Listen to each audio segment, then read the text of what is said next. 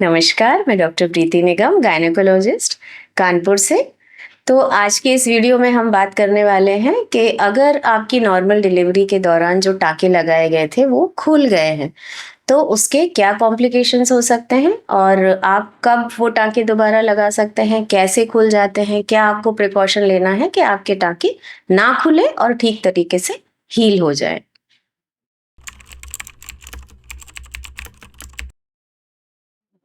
तो जैसा कि मैंने आपको अपने पिछले वीडियो में बताया है कि नॉर्मल डिलीवरी के दौरान हम लोग पेरिनियम में एक कट लगाते हैं जिसको कि हम लोग बोलते हैं एपिजियोटमी, और उसको हम लोग लेयर्स में स्टिच कर देते हैं। ये कट जो है इसलिए लगाया जाता है कि बच्चे का सर जो है आराम से निकल जाए और आपके पेरिनियम में कहीं पे भी उल्टे सीधे इधर उधर टीयर्स ना हो, जिससे कि कॉम्प्लिकेशन के चांसेस होते हैं। लेकिन तब भी कई बार कुछ पेशेंट्स में जो है वो एपिजियोटमी जो होती है उसके स्टिचेस खुल जाते हैं।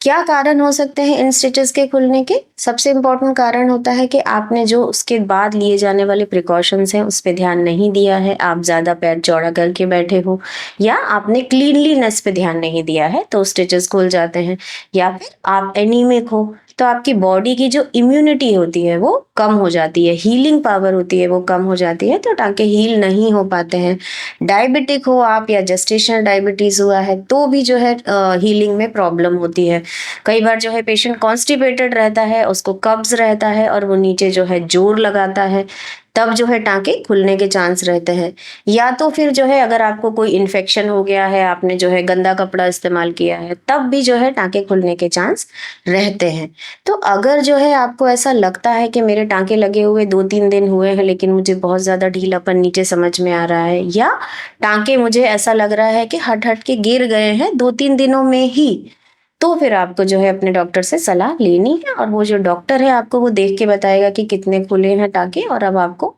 क्या करना है।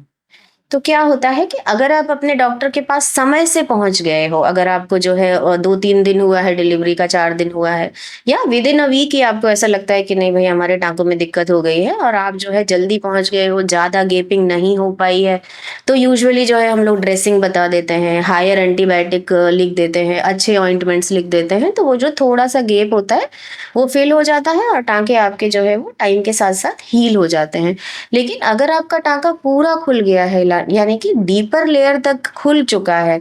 तो फिर हम लोग क्या करते हैं कि वो टाँका जो है वो दोबारा लगाते हैं। उस टाँके को दोबारा लगाने की प्रोसेस में जो आपका डेड टिश्यू है जो कि खराब हो चुका है और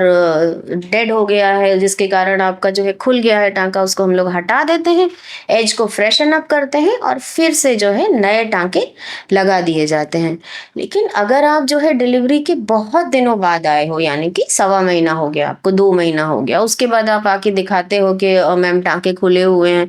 तब जो है हम लोगों के पास जो है और कोई रास्ता नहीं रहता है, क्योंकि उस समय तक इन्फेक्शन जो है काफ़ी फैल चुका होता है, तो हम लोग फिर इमीडिएटली टाँका नहीं लगाते हैं। फिर हम आपको 6 मंथ्स तक रुकने की सलाह देते हैं, आपको एंटीबायोटिक्स देते हैं, अच्छा न्यूट्रिशन लेने की सलाह देते हैं, ताकत की दवाइयाँ देते हैं, ताकि अंदर जो इन्फेक्शन है वो हील हो जाए, जो टिश्यू है उसमें इतनी पावर आ जाए कि जब हम आपके दोबारा टाँके लगाते हैं तो वो जो है इस बार जुड़ सके।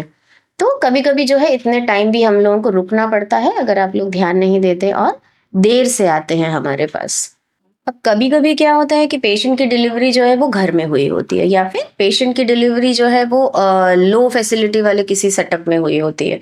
तो क्या होता है कि वहाँ पे एपिज़ियोटमी लगती ही नहीं है, पेशेंट जो है वो बेबी डिलीवर होता है और नीचे का हिस्सा फट जाता है और फिर वो जो है खुद ही हील हो जाता है। तो जब खुद टियर होके खुद हीलिंग होती है, तो नीचे के हिस्से में जो है बहुत सारा ढीलापन आ जाता है। कई बार जो है पेशाब छूटती है पेशेंट को, कई बार जो है लैट्रिन पेशेंट रोक नहीं पाता है, छूटती है, कई बार लैट्रिन का और पेशाब का रास्ता एक हो जाता है, लैट्रिन और बच्चेदानी का रास्ता एक हो जाता है। तो इस तरीके की जब प्रॉब्लम्स होती हैं तो वो भी जब प्रॉब्लम लेके पेशेंट आता है तो प्लान करके जो है इस तरीके की सर्जरीज जो है हम लोग करते हैं। और कई बार जो है आपको अच्छा एंटीबायोटिक देने के बाद, टाइम लेने के बाद, 2 महीना, 3 महीना, 6 महीना, उसके बाद ये वाली सर्जरीज करते हैं। कई बार जो है वो टियर इतना ज़्यादा नहीं होता है, छोटा-मोटा टियर ही होता है, मगर जब वो हील करता है तो वेजाइना में बहुत सारा ढीलापन आ जाता है। तो पेशेंट को बहुत ज़्यादा दिक्कत तो नहीं होती, पर उसको ऐसा लगता है कुछ निकल रहा है बाहर, कुछ निकल रहा है, टाइटनेस नहीं रहती है वेजाइना में। तो अगर पेशेंट को ऐसा लगता है, इनफैक्ट अगर ऐसा डिलीवरी के कई साल बाद भी लगता है, 5 साल हो गए, 10 साल हो गए, तब भी जो है हम लोग वो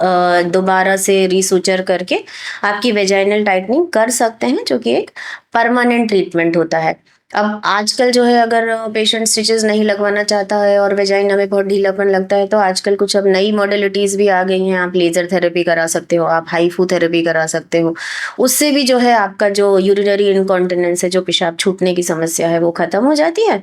और जो है आपको फायदा मिल जाता है, टाइटनिंग हो जाती है। तो ध्यान आपको क्या रखना है? ध्यान ये रखना है कि डिलीवरी के बाद भी आपके जितने फॉलोअप्स आपके डॉक्टर ने आपको बताए हैं, वो आप जाके दिखाइए, करिए। अगर आपकी डिलीवरी जो है वो लो फैसिलिटी वाले सेटअप में हुई है या आपने घर में डिलीवरी कराई है, तब भी डिलीवरी के बाद 1 हफ्ते के बाद आप जाके ज़रूर किसी ना किसी डॉक्टर से सलाह लीजिए, तो आपका नीचे का हिस्सा जो है एग्ज़ामिन करके कम से कम आपको टाइमली अच्छा ट्रीटमेंट दे सकता है, जिससे कि लॉन्ग टर्म में आपको कोई दिक्कत नहीं होगी। Thank you so much.